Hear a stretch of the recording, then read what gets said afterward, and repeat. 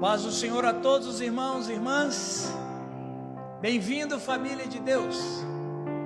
Reunidos todos aqui para elogiar Deus, para dizer o quanto que nós de fato amamos e declaramos a Ele a nossa dependência a Ele. Domingo é dia do Senhor, é dia que a gente se recolhe para adorar a Deus. E eu gostaria, antes da gente iniciar a nossa celebração, ler um texto para a nossa reflexão inicial. No Salmo 27, verso 1 diz: O Senhor é minha luz e a minha salvação, de quem terei medo? Nós diríamos que essa aqui é uma pergunta retórica. O que é uma pergunta retórica? É uma pergunta quando a resposta está na própria pergunta. Então o salmista afirma que o Senhor é a luz dele e o Senhor é a salvação dele. É uma pergunta retórica: de quem que eu vou ter medo? Inclusive, nós estamos vivendo nos últimos 14 meses período de medo, período onde as pessoas estão em desespero por causa da pandemia.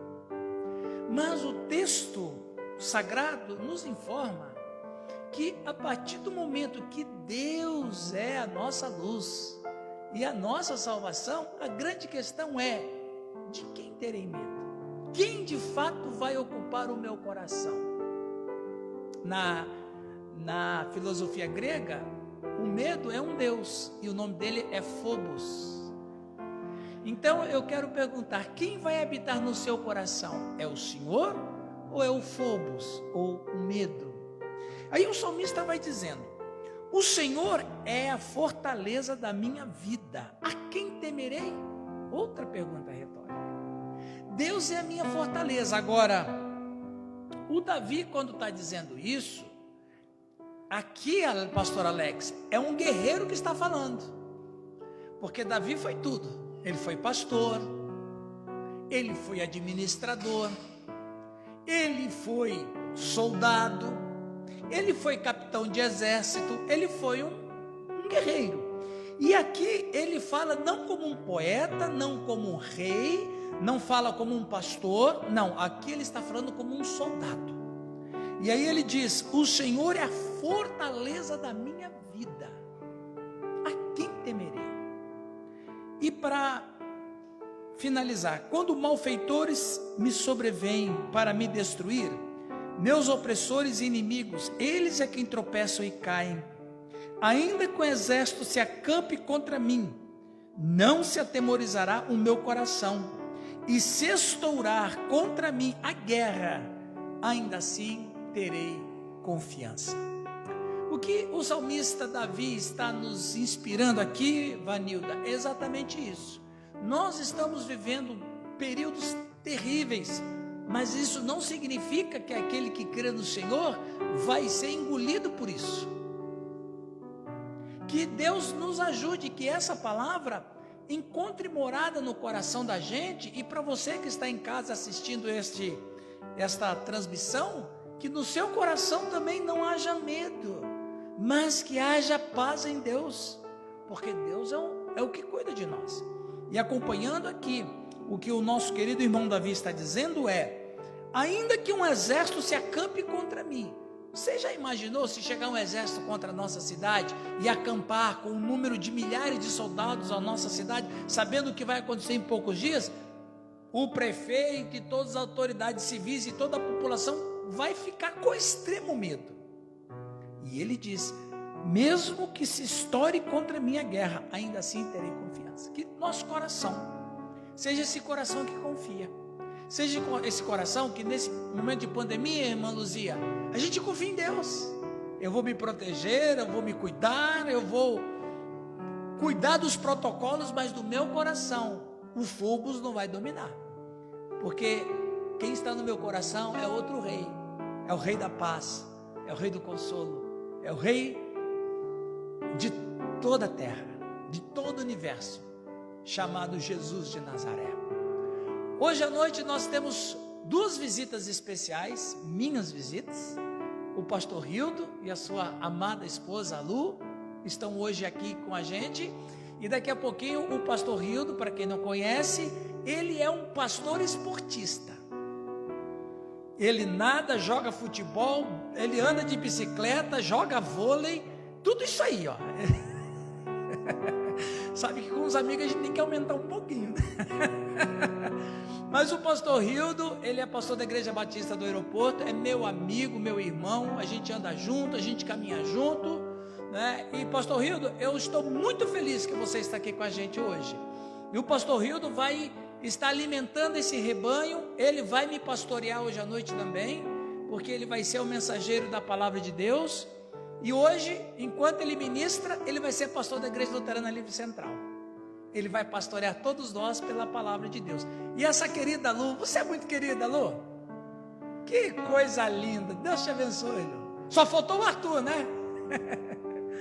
Mas sejam bem-vindos, meus irmãos. Daqui a pouco ele vai trazer a mensagem da palavra de Deus para nós. E eu gostaria de começar com uma palavra de oração, e logo após eu passo a palavra para os irmãos da música. É isso mesmo, Bianca? Vocês estão treinados? Afiado? Glória a Deus. Oremos. Senhor, obrigado por esta noite bonita, essa noite feliz, onde nós estamos reunidos aqui, nesse lugar gostoso, para cantar para o Senhor, para elogiar o Senhor, para dizer que nós te amamos, que achamos o Senhor lindo, que nós não vivemos sem o Senhor. E nós queremos expressar tudo isso com o nosso canto, queremos expressar isso com os nossos testemunhos, queremos expressar isso com as nossas orações. E mais ainda, Deus, fala conosco através do pastor Hildo, que vai trazer a sua mensagem nessa noite, que vai pastorear nossas almas hoje à noite, que o Senhor Deus esteja usando a vida dele para nos abençoar e alimentar a nossa alma, Senhor. Obrigado por tudo que tens dado para nós, obrigado, Deus, porque no meio dessa pandemia podemos sentir segurança em Ti, porque o Senhor é a luz nossa e a salvação nossa. De quem nós vamos ter medo? De ninguém. Obrigado, Senhor. Visita-nos com poder e amor nessa noite, orando em nome de Jesus. Amém. Amém. E amém. Deus nos abençoe. Amém. Boa noite a todos.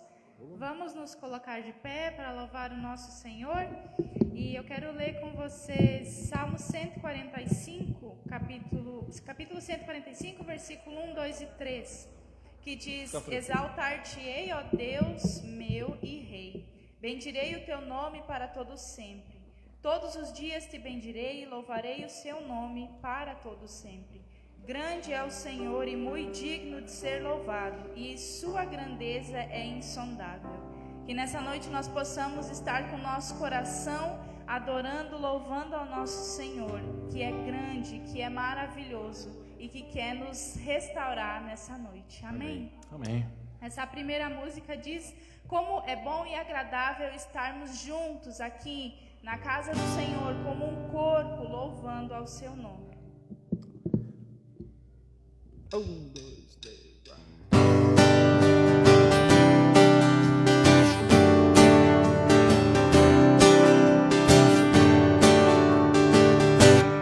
Oh, quão bom e agradável é viverem juntos os irmãos. Ali Deus determina sua bênção, sua unção. Oh, quão bom e agradável é viverem juntos os irmãos. Ali Deus determina sua bênção, sua unção. Jesus nos deu um mandamento de amor, de nos amarmos uns aos outros no Senhor, assim como Ele amou. O mundo nos verá e saberá se somos corpo do Senhor. Meu irmão,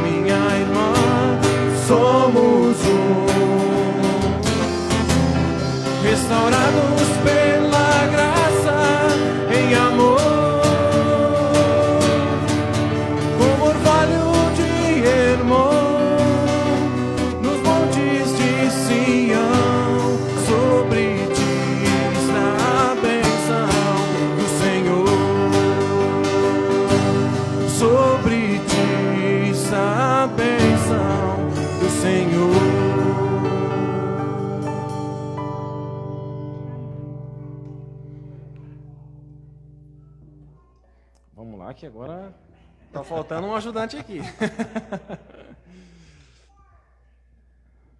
1, 2, 3, vai.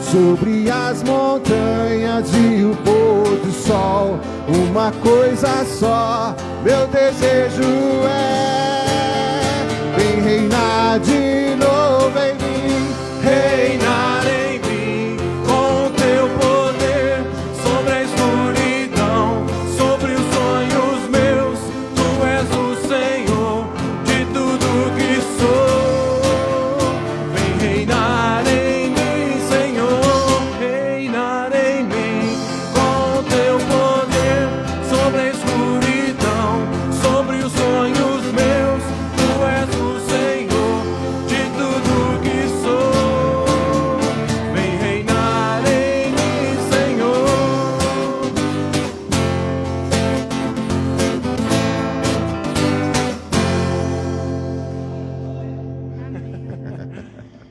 Meu Jesus, me leva para perto de ti. É a canção que nós vamos cantar. Que nosso coração, que nós possamos desejar estar mais perto do Senhor, cada dia mais, dia após dia, buscar ao Senhor, estar mais perto dele.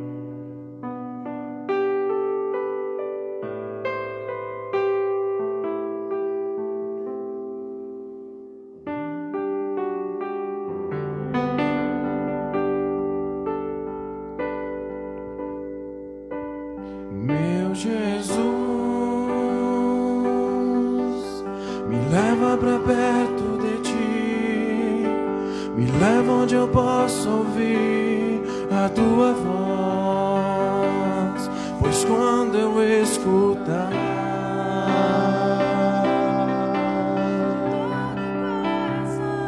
obedecerei.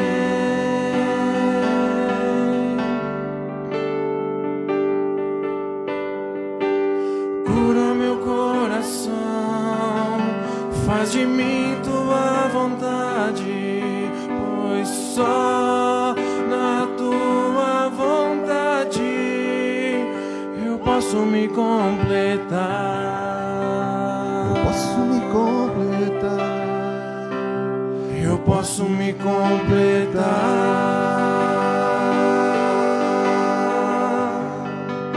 Me leva onde eu posso ouvir tua voz. Me leva onde eu posso ouvir tua voz. Me leva onde eu posso ouvir tua voz. Aos teus pés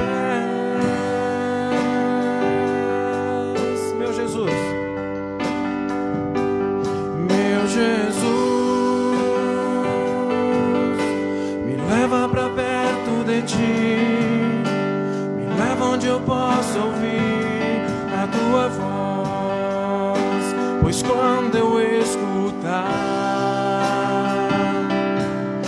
de todo o coração obedecerei.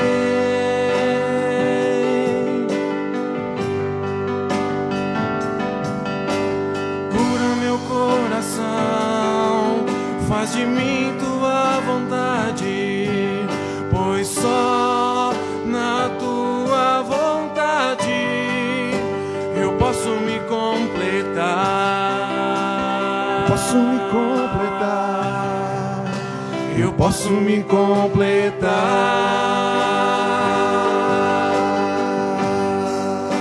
Me leva onde eu posso ouvir tua voz.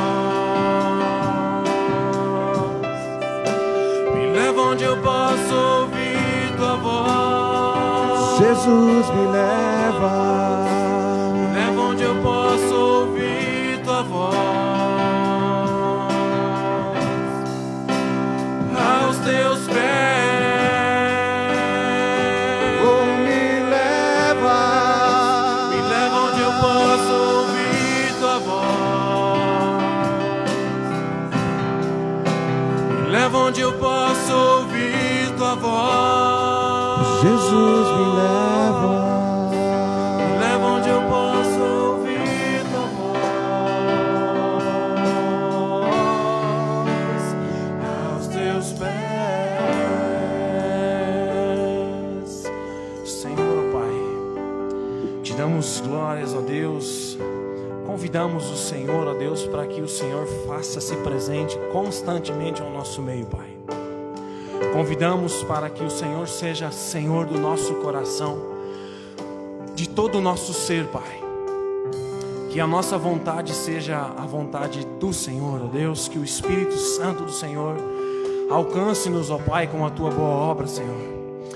Que aqueles irmãos que não puderam se fazer presente aqui, mesmo os que estão em casa, ó Pai, que o Espírito Santo do Senhor os alcance neste momento, ó Pai. Contudo, seja feita a vontade do Senhor e não a minha, Pai. Mas eu oro intercedendo por todos nós em nome de Jesus. Amém.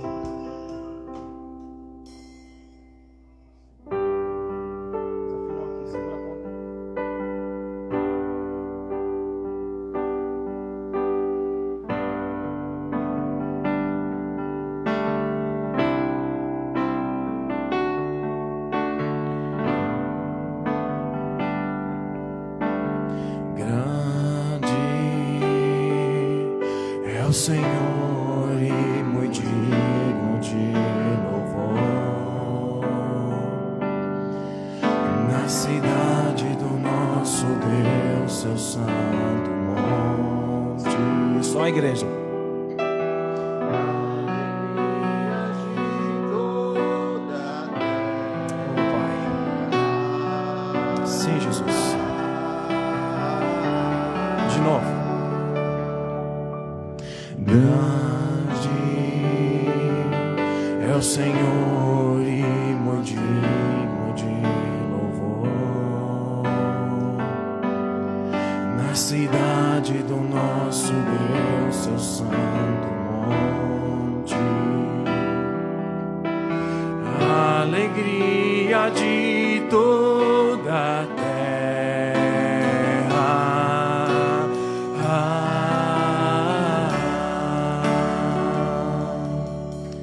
Grande é o Senhor em que nós temos a vitória e que nos ajuda contra o inimigo. Por isso diante dele nos prostramos.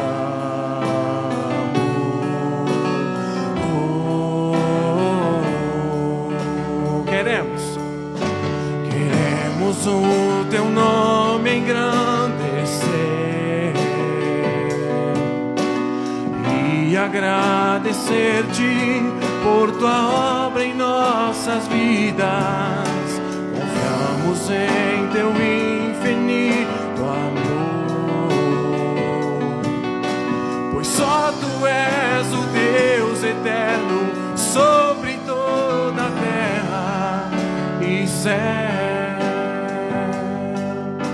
Queremos o teu nome engrandecer e agradecer-te por tua obra em nossas vidas. Confiamos em teu infinito amor,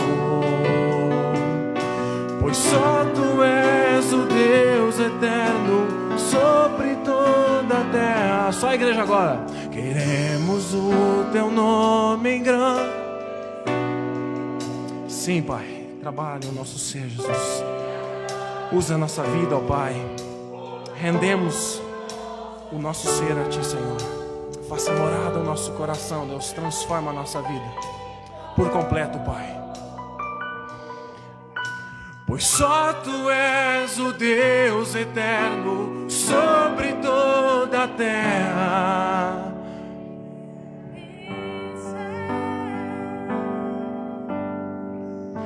Pois só Tu és o Deus eterno sobre toda a terra e céu.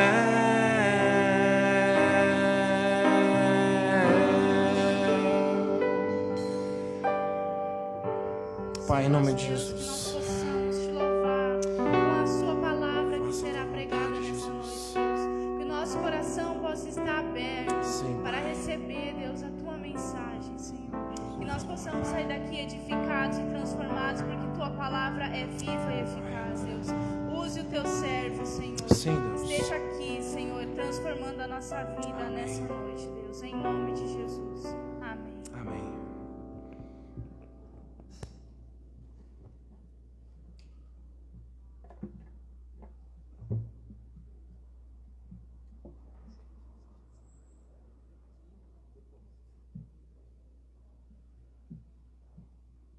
Glória a Deus por isso. Eu gostaria de convidar o pastor Hildo, meu irmão, homem de Deus, a trazer a mensagem para nós. Pastor Alex, o som aqui está ligado?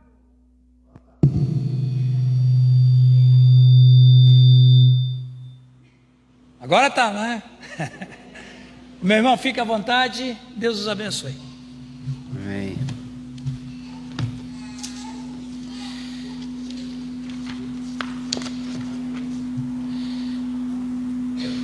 Graça e paz, irmãos. Amém. Prazer enorme estar aqui. Estou vendo já um amigo aqui, né? Carlão. Abraço, Deus abençoe. Já o conheço.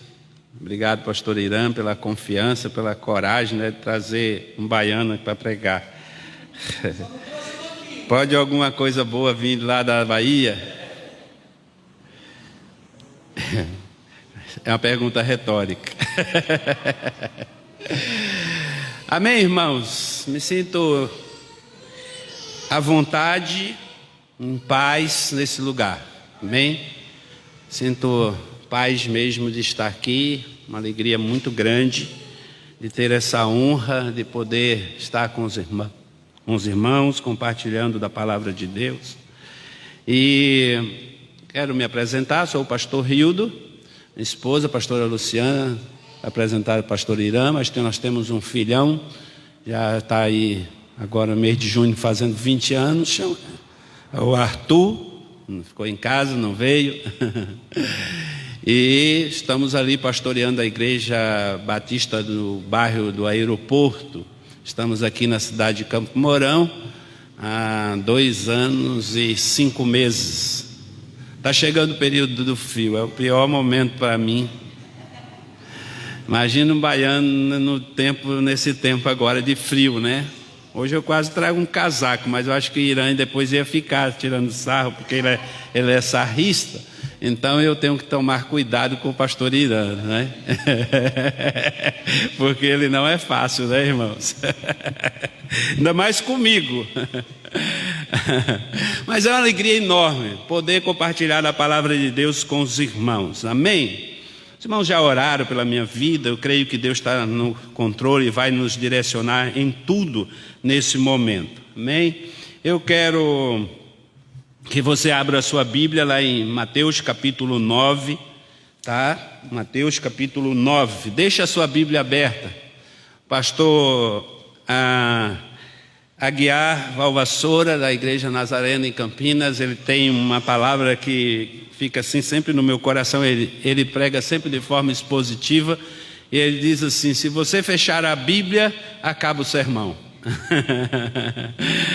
E também essa é uma forma que nós temos como pastores de identificar o interesse daqueles que estão nos ouvindo. Manter a Bíblia aberta é também para nós que estamos ministrando um retorno, ou seja, um feedback para mim, ou seja, há um interesse. E também você está sendo aí um bereano, né? Tá bom? Porque a palavra, ela tem que vir da Bíblia.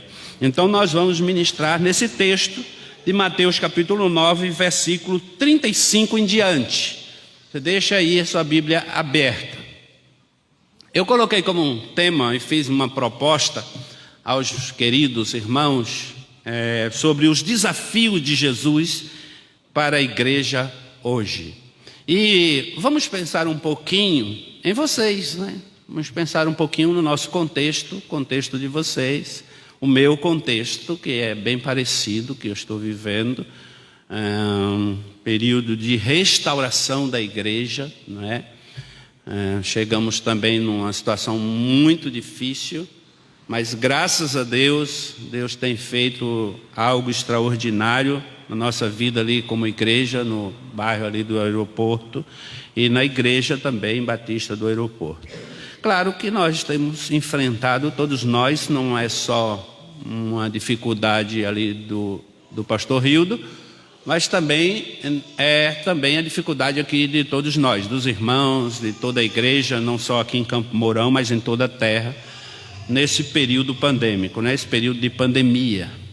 Mas os desafios de Jesus para a igreja de hoje, nós estamos vivendo, amados irmãos, eu acredito já aí um período de 15 anos, os piores momentos, eu considero, da história.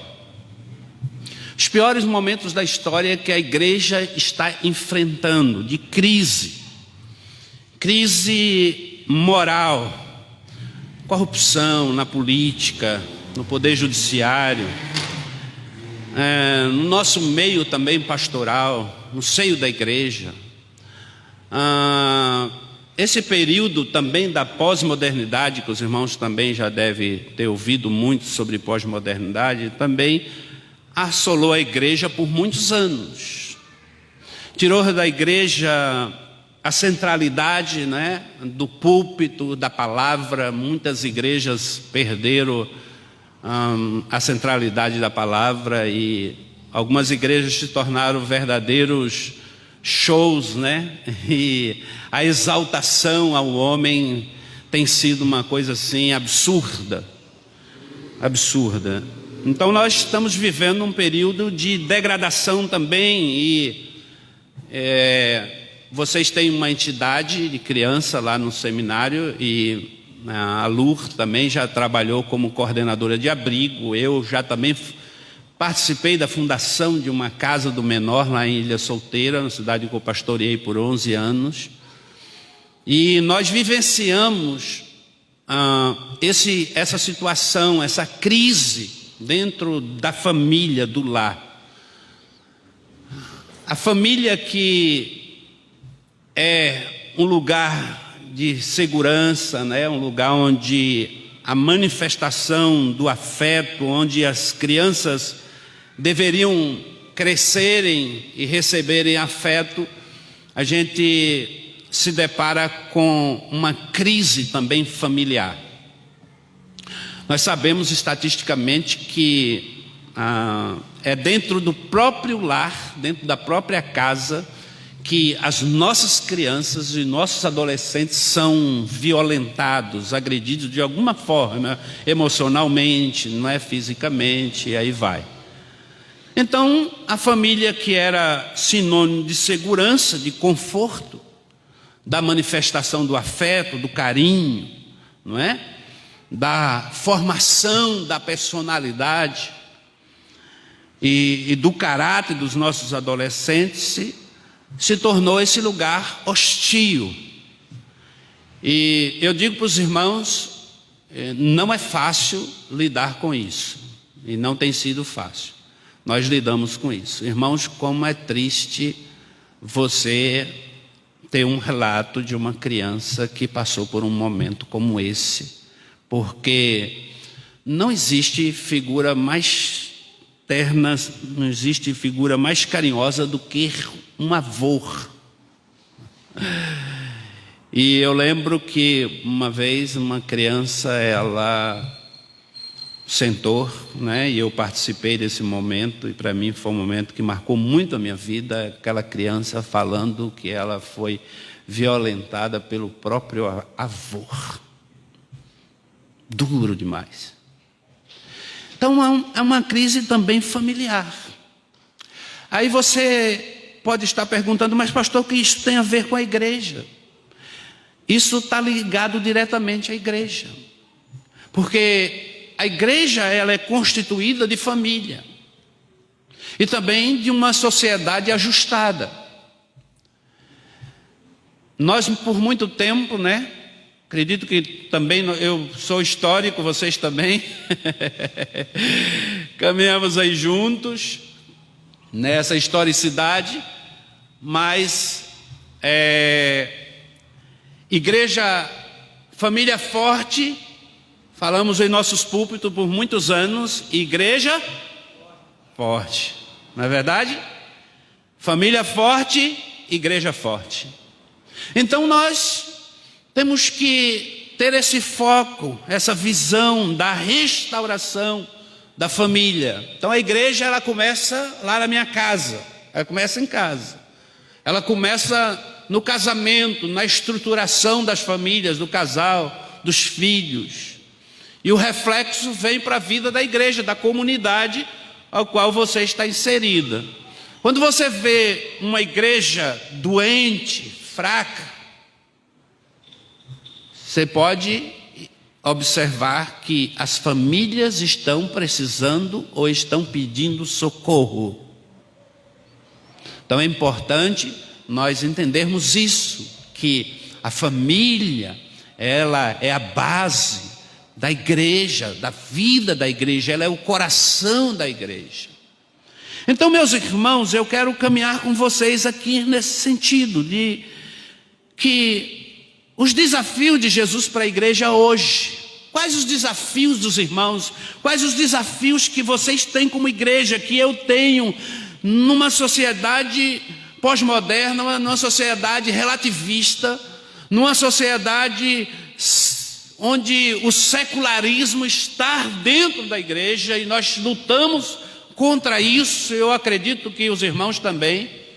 Eu acredito que nós temos o mesmo cunho teológico, nós defendemos os mesmos princípios da palavra de Deus, que é manter a igreja na palavra, alinhada com a palavra e também na santidade em Cristo Jesus, o nosso Senhor.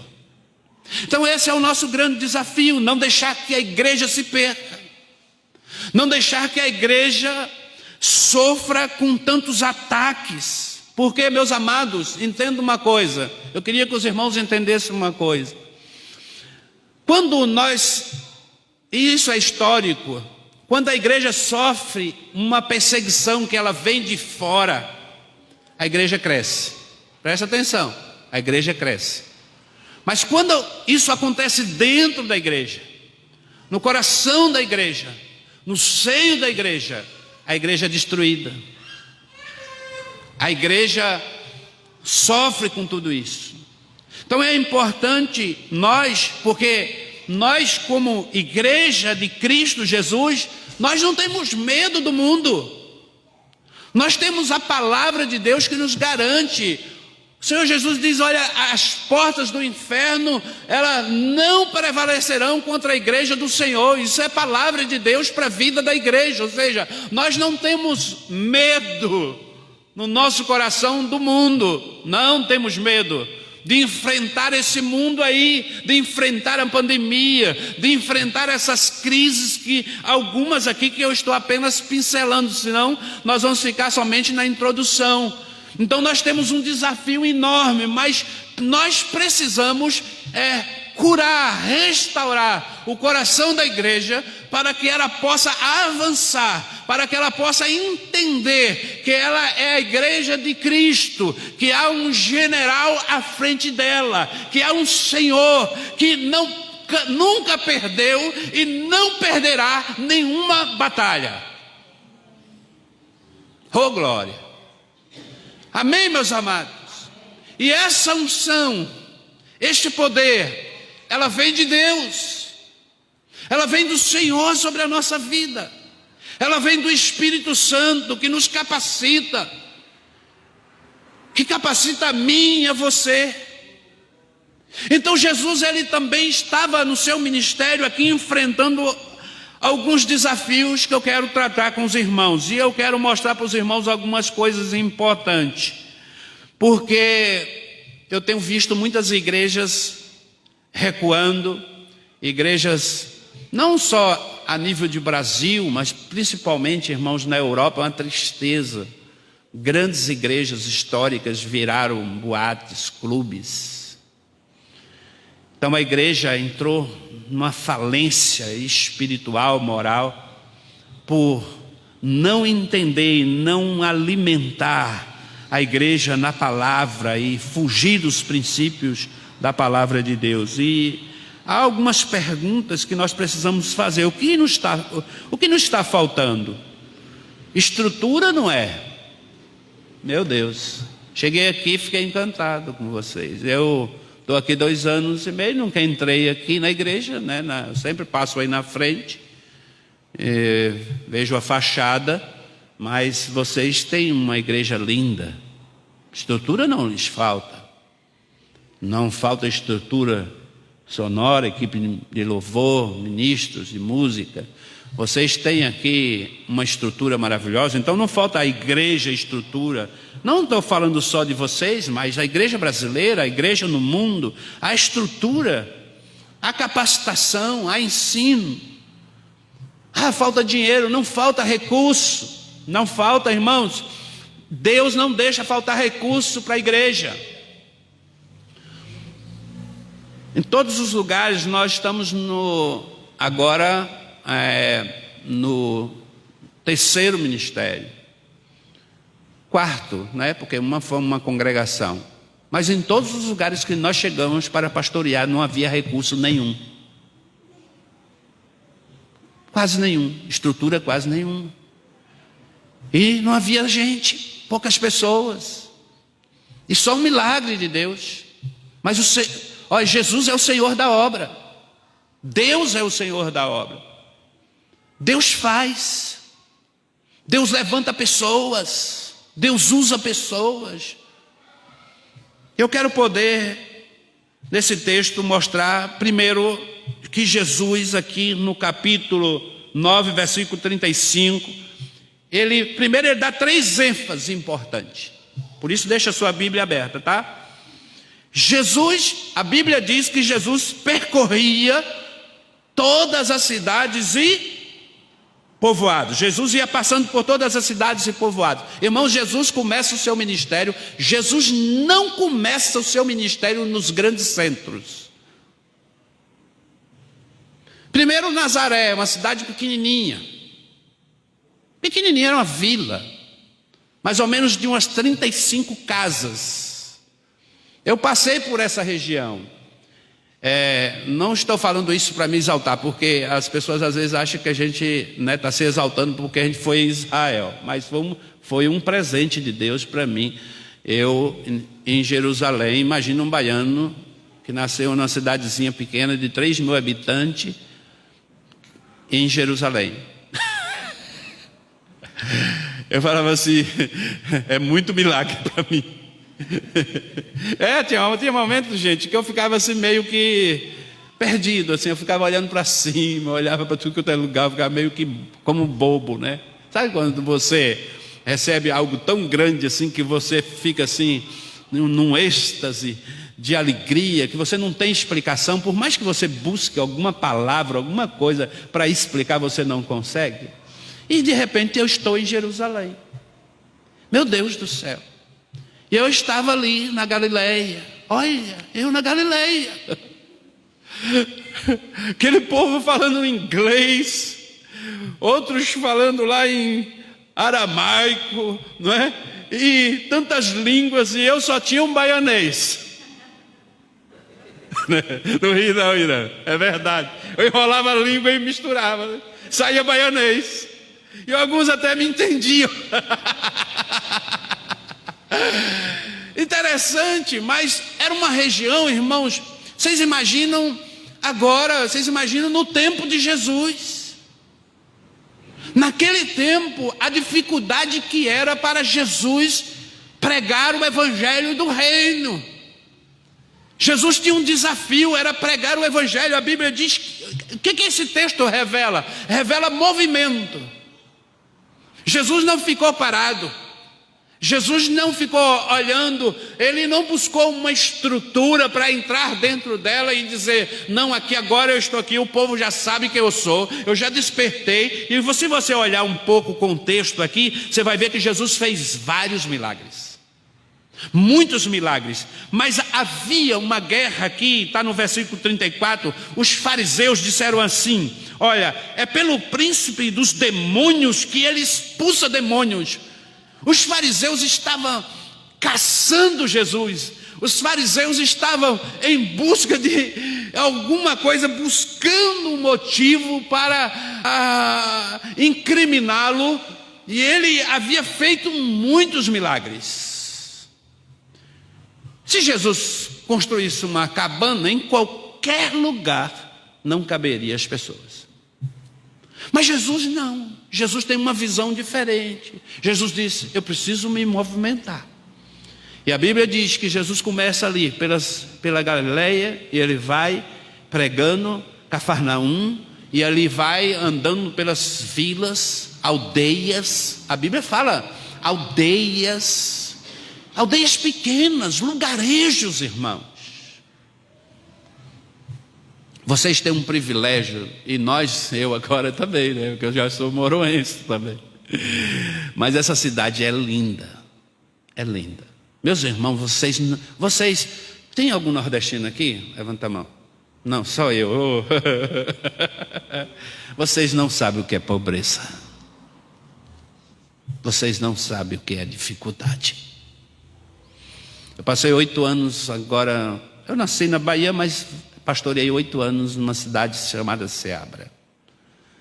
97 vilas dentro do município. 97 vilas. A Luciana foi coordenadora dentro desse contexto, trabalhando com professores e eu como secretário de esporte. 97 povoados distantes um do outro. Tinha povoado com 80 quilômetros de distância. Povoados sem água. Sem água.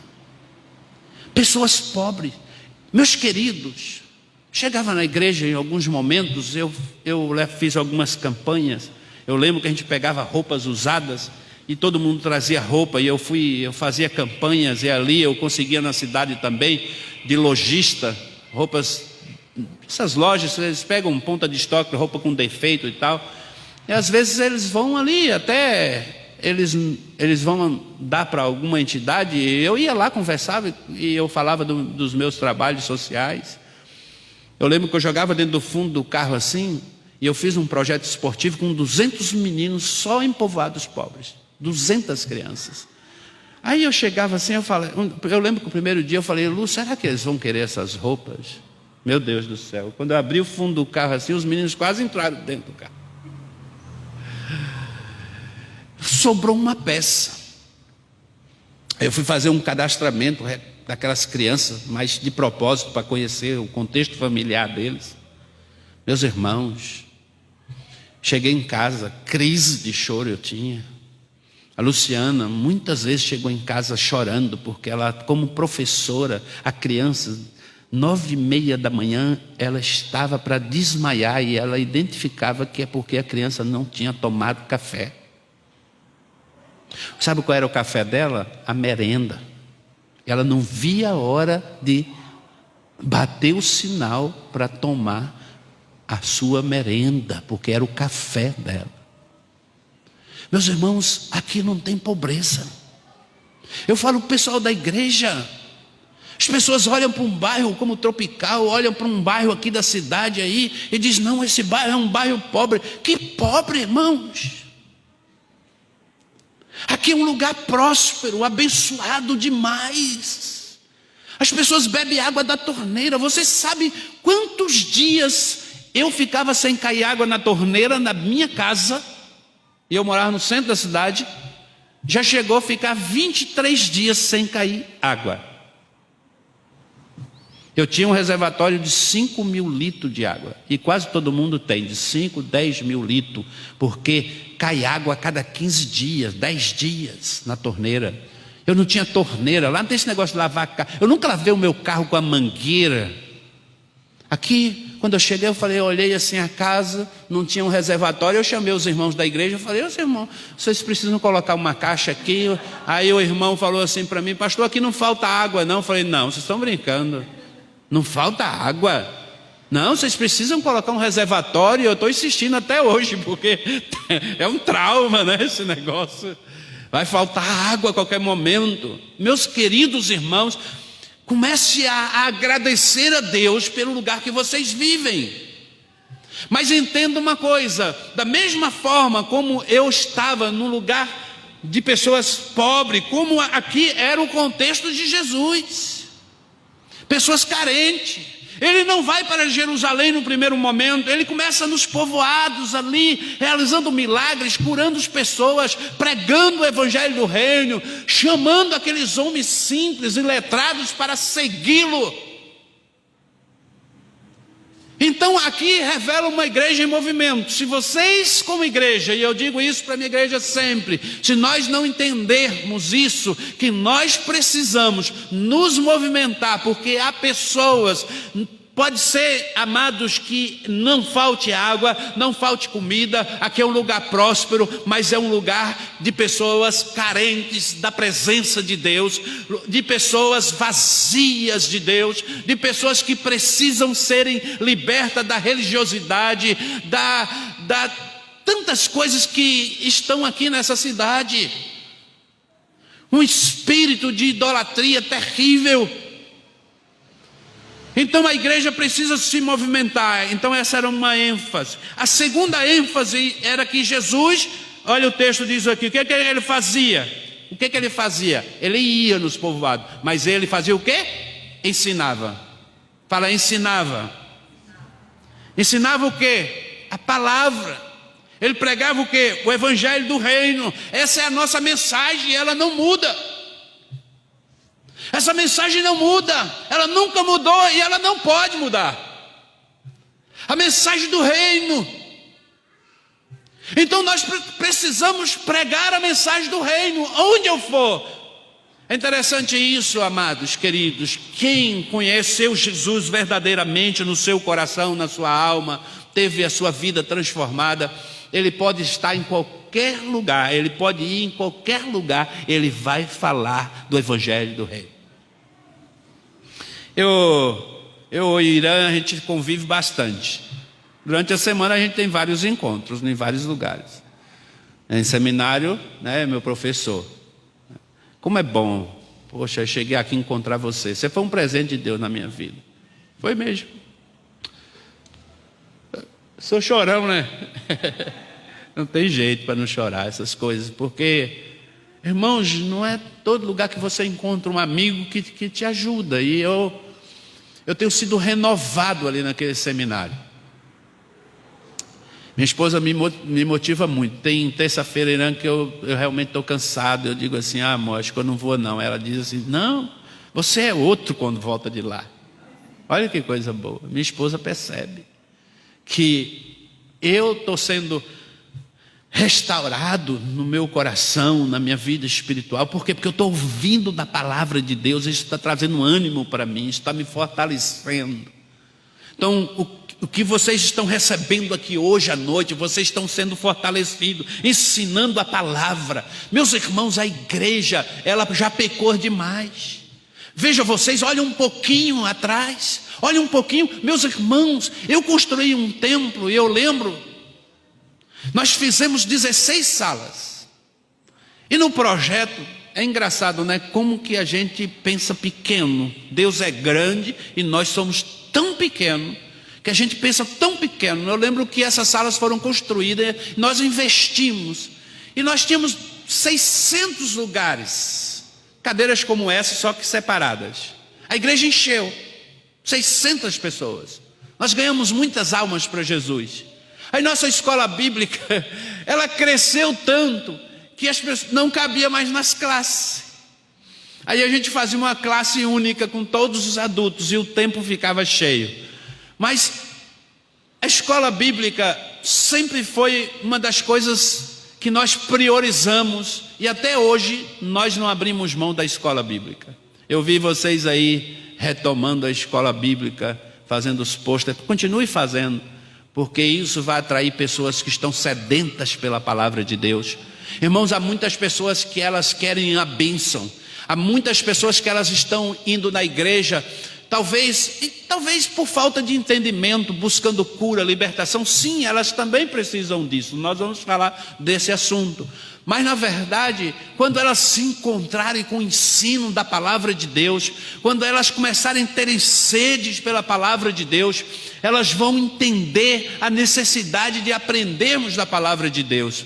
Meus queridos irmãos, eu preguei numa igreja, olha, IPB, pode ser que ele esteja até me assistindo, é o reverendo Clóvis, amigo meu de infância. Essa semana eu perdi 2 amigos de infância na mesma semana. Minha professora perdeu os 2 filhos com Covid na mesma semana, foi muito duro. E esse reverendo amigo meu de infância, Clóvis, em Irecer, na Bahia, ele estava lá com a família. Ele é pastor desta igreja há mais de 30 anos. Aí eu chegando lá na Bahia, tinha passado muitos anos aqui no estado de São Paulo, ele me chamou para um congresso e eu ia pregar no domingo de manhã. E eu cheguei na igreja, domingo de manhã, falei, meu Deus, né, pensei assim, vai ter umas 100 pessoas lá na igreja. Meus irmãos, tinha 1.200 pessoas domingo de manhã, numa cidade de 20 mil habitantes. A escola bíblica da igreja, ela é mais forte do que o culto da noite. O tanto que os irmãos prezam pelo ensino da palavra de Deus. Então Jesus, ele dá uma ênfase no ensino da palavra. Eu preciso ensinar. E aí ele traz uma outra ênfase, que eu quero que vocês entendam. E a Bíblia diz, passando por todas as cidades, ensinando na sinagoga, pregando as boas novas do reino e curando as enfermidades e doenças. Fala, glória a Deus. Glória a Deus. Amém? A igreja, olha, presta atenção, ela se movimenta, ela tem que ensinar e ela tem que ser um lugar de cura. A igreja é um lugar de cura. Irmãos, entenda uma coisa, preste atenção, você que está ministrando, vocês obreiros da igreja, vocês que estão aqui na igreja, todos os irmãos, chega um amigo, um visitante, olha, no mínimo uma pessoa que sai da sua casa, que ela busca uma igreja, que ela vai pela primeira vez em um culto, ela sai da sua casa, é porque ela está precisando. No mínimo ela precisa receber uma oração. Se ela não quiser sair, tudo bem, deixe ela lá quietinho, ela vai receber uma oração lá, mas pelo menos dê ela essa oportunidade. Diga assim, tem alguém que quer receber uma oração aqui? Irmãos, é engraçado, né? Quando eu cheguei, hoje já é um pouco mais comum lá na igreja, eu gosto de fazer isso é uma coisa minha, não estou dizendo que os irmãos têm que fazer, tá? Entenda isso aqui, mas eu sempre faço apelo. Por quê? Porque sempre pode ter alguém que esteja precisando, e sempre levantou alguém para receber uma oração. sempre receber uma oração. As pessoas estão precisando de cura, e se elas não encontrarem cura na igreja, não somente do físico, irmãos, mas emocionalmente, psicologicamente, vocês já imaginaram o tanto de pessoas que estão doentes, que estão com depressão, ansiedade, por causa da questão do Covid-19, com medo. As pessoas estão em pânico, precisando de uma oração, de alguém que ore por elas. Meus irmãos, eu fiz isso um dia eu fui numa reunião de pastores e eu estava assim meio que aflito, e eu acho que o Irã lembra, e eu disse: irmãos, eu não estou bem, eu estou aqui numa reunião de pastores, e eu acho que vocês são homens de Deus, e vocês podem orar por mim. E aí levantou o pastor Nilton, da 8ª, veio com outros pastores, impôs as mãos sobre a minha vida e orou por mim, e foi uma bênção para mim. Deus me restaurou. Então nós precisamos fazer isso. A igreja precisa ser esse lugar de cura. Essa igreja precisa ser esse lugar de cura. Olha o lugar que vocês estão, olha a esquina que vocês estão, um lugar estratégico. Então as pessoas precisam entender e ver que aqui tem pessoas que têm fé suficiente para orar, para buscar a Deus, para receber esta unção que pode trazer cura sobre a vida delas, sobre o seu emocional, né? Chega aqui às vezes entristecida, e quando terminar o culto, sabe como elas vão sair? Alegres. As pessoas têm que, quando termina o culto, voltar para casa e dizer assim: ah, que culto maravilhoso, como foi bom ter ido na igreja hoje. Mas irmãos, tem culto que você fica assim olhando no relógio, não tem? Não tem não? Tem culto que você fica assim olhando no relógio, será que hora vai acabar? Eu acho que o pastor vai parar nessa, puxa, ainda mais quando o pastor fala assim, 3 ênfases, na primeira o irmão já está falando assim, puxa, ele está na segunda ainda, né? Eu só falei 3 ênfases, mas agora eu vou começar o sermão agora. Se eu falasse antes, vocês iam querer ir embora então. Mas eu quero me deter rapidamente nas atitudes de Jesus. Ele deu ênfase ao ensino, ao movimento, a curar os enfermos, mas há coisas que Jesus fez que nós, como igreja, precisamos fazer. Primeiro aqui, versículo 36. Não fecha a Bíblia que acaba o sermão. Ao ver as multidões, o que aconteceu aqui? Qual foi a atitude de Jesus? Não, antes, ele viu. Jesus viu. Você pode ver, eu também posso ver, mas eu posso passar, fazer de conta que eu não vi. Eu vi, mas não vi. Sabe aquela história? Sabe aquele tudo bem? Que você diz assim para o irmão, tudo bem, irmão, e já dá as costas? Aí o cara já vai para falar e você já deu as costas e fala assim, meu Deus, será que ele me fez uma pergunta ou ele, né, isso virou um costume, né? Tudo bem, mas você não quer saber como é que está a vida da pessoa. Eu vou perguntar a ele, mas se ele me contar eu não quero saber. Ou seja, irmãos, preste atenção, Jesus viu. Olha, essa igreja pode ter hoje aqui 30, 40, mas pode ter 100, 200. Jesus sempre vai ver. Jesus vai ver você. Jesus não vê um rebanho, Jesus não vê uma multidão, Jesus vê você. Ele conhece você, Ele sabe o teu nome, Ele sabe as tuas angústias, Ele sabe os teus problemas, Ele sabe o que você passa no seu íntimo. Ele sabe das suas lutas em casa, das suas lutas com a sua esposa, com o seu filho. Ele sabe o que o pastor Hildo está vivendo. Ele sabe o que o pastor Irã está vivendo. Ele sabe o que você está passando com os seus filhos. Ele sabe da tua guerra, da tua luta. Ele está vendo, Ele viu você. E Ele não só viu, Ele teve outra atitude. Porque Jesus não só vê, Jesus, Ele teve compaixão. E essa palavra ela tem a ver com mexer com os órgãos internos. Ou seja, causou em Jesus um sentimento de amor, porque era isso, Jesus é amor, né, na sua essência. Então ele vê a multidão, e a Bíblia diz o que ele vê? E ele diz assim, que a Bíblia diz que ele vê ovelhas perdidas de onde? Da casa de Israel. E aí ele não só viu, ele teve compaixão. Então, quando nós olhamos para as pessoas, quando nós temos compaixão, nós vamos sentir algo no nosso coração. Ele teve angústia por aquelas pessoas, porque elas estavam aflitas, cansadas. Não é apenas um sentimento, mas ele estendeu sua mão em direção a elas. Então nós, às vezes, como igreja, nós estamos vendo, nós olhamos, nós observamos, nós temos uma boa leitura do quadro que nós estamos inseridos, da cidade que nós estamos inseridos, mas não basta. Isso não basta. Você sabe o que eu vejo muito hoje, amados, queridos irmãos, desculpem meus colegas, não é? Mas o que eu vejo hoje são pessoas tendo assim muito ideias maravilhosas. Você já viu aquelas pessoas que são boas de ideias? Você tem pessoas assim na sua igreja? Como elas são boas para dar ideia, mas elas não querem executar. Ah, pastor, que tal a gente fazer isso?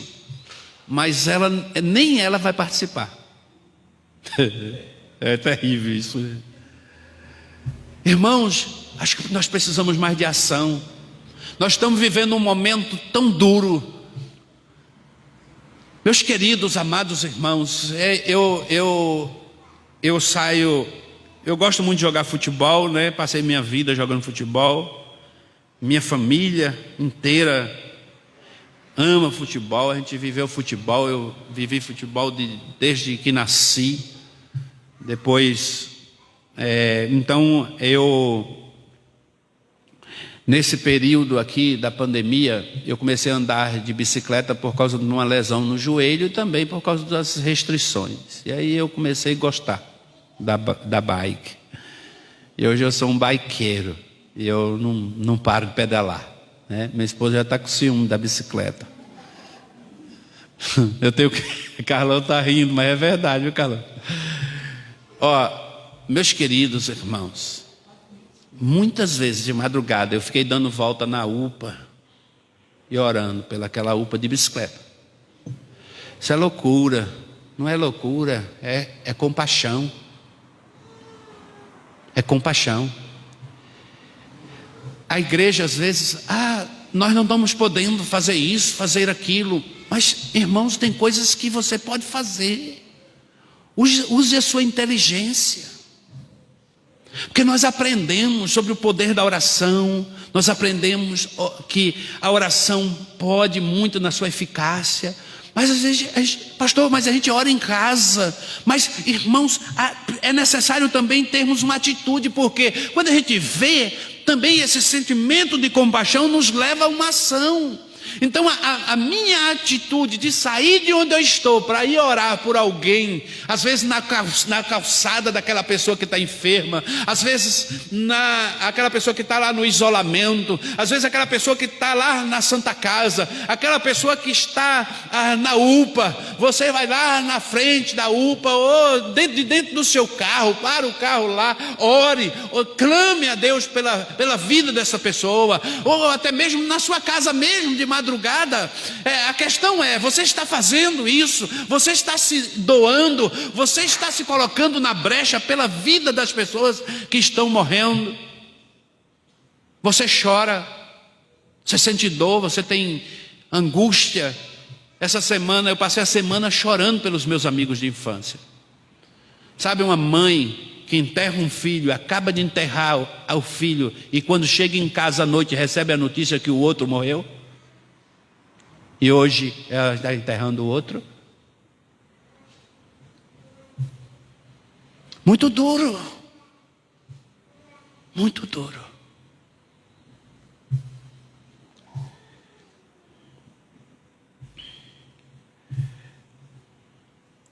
Jó 6,14, não precisa abrir, diz assim: um homem desesperado, ele deve receber a compaixão dos seus amigos. Mateus 15,32, Senhor dizendo: tenho compaixão dessa multidão, já faz 3 dias que eles estão comigo e nada tem para comer. No versículo 37 e 38, primeira atitude ele viu, segunda ele teve compaixão, na terceira, presta atenção, versículo 37 e 38, vamos lá? Então disse aos seus discípulos: a colheita é grande, mas os trabalhadores são poucos. Olha aí. Qual é o desafio? Muita gente para ganhar para Jesus. Cadeiras estão vazias. Há um desafio. Vocês precisam ganhar gente para Jesus, ganhar colega de escola, ganhar o amigo de trabalho. E vocês vão encher essas cadeiras. Sejam frutíferos. Abram a boca e falem do amor de Deus para as pessoas, que elas vão se entregar a Jesus. O poder está na palavra, irmãos.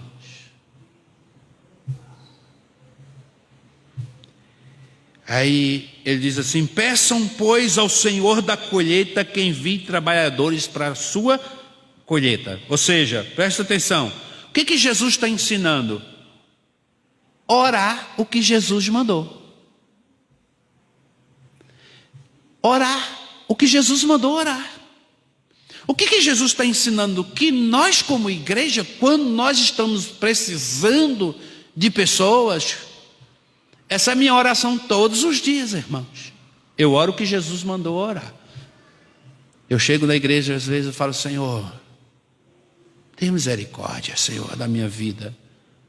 Me sinto sozinho, mas há uma palavra. O Senhor disse que o Senhor é o Senhor da seara, e o Senhor vai enviar trabalhadores para a tua seara, porque tu és o Senhor da seara. Vocês creem nisso, irmãos? Que Jesus vai enviar pessoas para este lugar. E às vezes as pessoas que vão entrar aqui, elas não vão chegar aqui formadas, preparadas. Elas vão chegar aqui precisando, são ovelhas, como ele está dizendo, perdidas da casa de Israel, que precisam serem limpas, que precisam serem curadas, mas que elas vão ser bênção, que elas vão ser líderes, vão ser ministros de música aqui, vão ser obreiros, vão manifestar a palavra, vão ser ali os diáconos que vão ficar à porta da igreja para receber pessoas, vão ser pessoas que vão visitar durante a semana, serão pessoas que vão dedicar a sua vida ao evangelho. Elas não vão chegar prontas aqui, vocês vão preparar essas pessoas, são obreiros que o Senhor vai enviar para a sua seara. E o que quer dizer obreiro, irmãos? Verdadeiramente pessoas que colocam as mãos na obra de Deus. Literalmente. Pessoas que se envolvam. Pessoas que participam. Aleluia. Oh glória. Pessoas que fazem o que Jesus fez. Quero terminar. A outra atitude de Jesus está aqui no capítulo 10. Aí nós vamos passar para o capítulo 10, termina, final do capítulo 9, no capítulo 10, versículo 1, diz assim: chamando os seus 12 discípulos, o que Jesus faz? Deu-lhes o quê? Autoridades. Para quê? Para expulsar espíritos imundos e curar todas as doenças e enfermidades. Jesus, irmãos, fez isso com eles. Então nós precisamos entender isso. Nós precisamos às vezes até mesmo parar de brincar de ser igreja, ou seja, ai que coisa boa ir na igreja.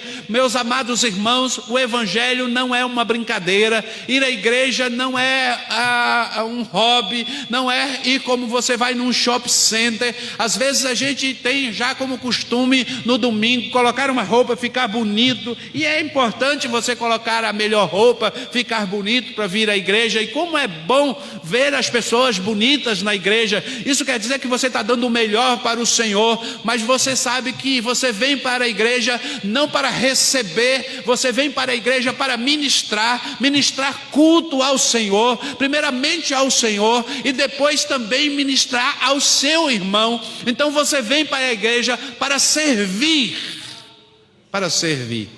A igreja é um lugar de serviço. A igreja, irmãos, não é lugar para que a gente possa vir para cá, sentar e ficar esperando Jesus voltar para mim e para o céu. Eu já sou salvo mesmo, então eu vou ficar aqui é meu lugar, está tudo tranquilo. Não é verdade? A gente se acomoda. Por que às vezes acontecem essas coisas dentro das igrejas, essas brigas, intrigas, e a igreja, às vezes uma vira 3? Porque a igreja se acomoda. Aí eu lembro lá de Atos 1:8, quando o Senhor dá uma ordem para eles pregarem o evangelho em Jerusalém, Judeia e Samaria. E eles ficaram em Jerusalém, estava tão bom o negócio ali, o Espírito Santo veio e aí estava tão bom. E eles começaram a provar daquele poder maravilhoso. E lá em Atos 8:1 a Bíblia diz que veio uma perseguição sobre a igreja e aí eles fizeram, se espalharam. Sabe por quê? O propósito de Deus nunca foi que nós ficássemos sentados confortavelmente numa igreja, olhando um para o outro, vindo ao culto aos domingos, e aqui eu me encontro um com o outro somente aos domingos e não tenho vida de cristão na minha casa. Ou seja, irmãos, eu saio daqui, você veio aqui hoje para glorificar a Deus, para exaltar o Senhor, para ministrar na vida do seu irmão e receber uma palavra de Deus para o seu coração, para você voltar para a sua casa, entenda aqui, e viver o que você aprende da palavra de Deus, não somente do púlpito, mas daquilo que eu leio na palavra, daquilo que eu medito na palavra, daquilo que eu acredito, que creio e que o Espírito Santo me ensina e me dirige e me leva. Não tenha medo, busque do Espírito Santo direção para a tua vida e saia para viver esse evangelho maravilhoso. Sabe por quê?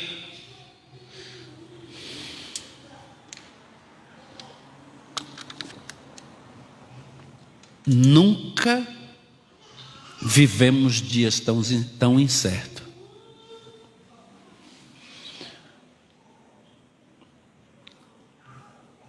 Todos os dias eu recebo uma mensagem, eu estou longe da minha terra,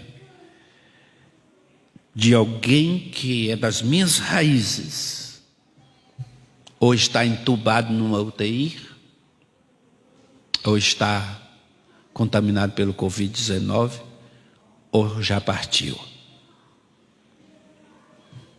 Irmãos, é tempo da gente sair do lugar de conforto e da zona de conforto e ir para a guerra, porque Jesus está voltando e nós precisamos ganhar alma para Jesus. Então, tenha as atitudes que Jesus teve, medite nesta palavra, coloque ela em prática na sua vida e na vida da igreja. E eu acredito que Deus vai manifestar o seu poder e a sua graça sobre a vida de vocês. Vocês que nos assistem, que estão em casa, que Deus abençoe vocês grande e poderosamente, que esta palavra possa fazer uma diferença extraordinária na sua vida, na sua família, em nome de Jesus. Amém? Eu quero que você fique em pé. Ei, Senhor, oh Deus,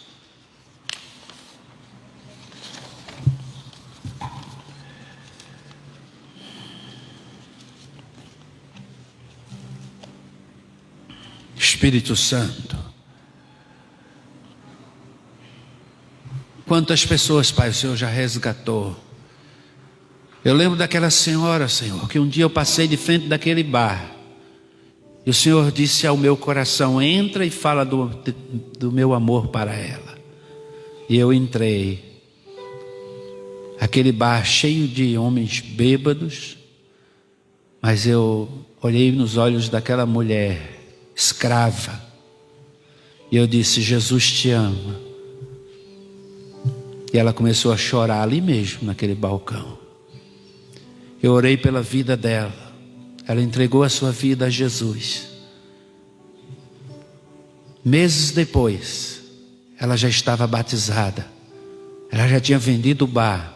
E o Senhor já tinha dado um novo emprego para a vida dela. Ela se tornou uma crente fervorosa, cheia do Espírito Santo. Ah, Espírito Santo, Deus, Tu és Deus de poder, Tu és Deus de milagre. Senhor, que nós possamos extrair da Tua palavra, Senhor, ensinos, que venha mexer com a gente, que venha nos tirar da nossa zona de conforto, que venha nos levar, ó Pai, a vivermos para Ti, Senhor, para a glória do Teu nome, para glorificar o Teu nome, para exaltar o Teu nome. Aleluia, aleluia. Senhor, eu quero orar por cada vida que está aqui. Há alguém aqui, irmão, que está sofrendo? Há alguém aqui, algum irmão que está: pastor, eu estou passando por uma luta muito grande. Você não precisa falar. Eu acho que eu tenho essa liberdade aqui, pastor Irã. Saia do seu lugar, eu quero orar pela sua vida. Se você assim quer, pode vir. Fica aqui na frente, não tem problema. Mantenha o distanciamento. Há mais alguém? Pastor, eu tenho passado lutas. Eu falei para você que Jesus vê. Jesus está vendo tua luta. E Ele também quer ter compaixão de você. Há mais alguém? Se não há, eu quero orar pela essa senhora. Há mais alguém? Há mais alguém? Seja o que for, quero saber. Jesus sabe o que você está passando. Pode vir, mas... Aleluia. Cadê o pastor Irã? Amém. Então nós vamos orar. Amém? Em nome de Jesus. Estenda suas mãos assim, os irmãos da igreja. Coloque a mão sobre o coração de vocês. Vocês que estão aqui na frente. Pai, em nome de Jesus, toma a vida dessas irmãs. Eu não as conheço, mas o Senhor conhece. Eu não sei o que elas estão passando, mas o Senhor sabe. Por isso, em nome de Jesus, meu Pai, manifesta a Tua graça sobre a vida delas. Em nome de Jesus, que o Teu poder, a Tua unção, a Tua misericórdia, a Tua graça seja derramada sobre a vida delas. Senhor, em nome de Jesus, nós temos esse desafio de sermos um lugar de cura, de restauração. Por isso, Deus, em nome de Jesus, o Senhor está aqui, Pai, neste lugar, através da nossa vida.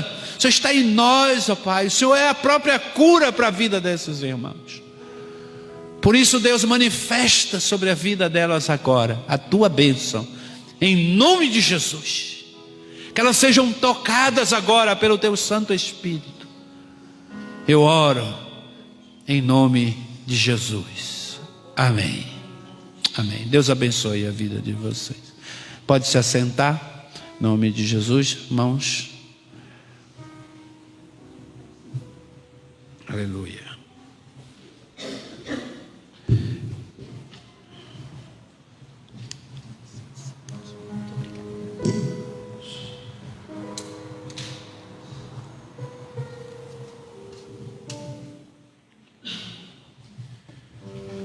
Obrigado, pastor.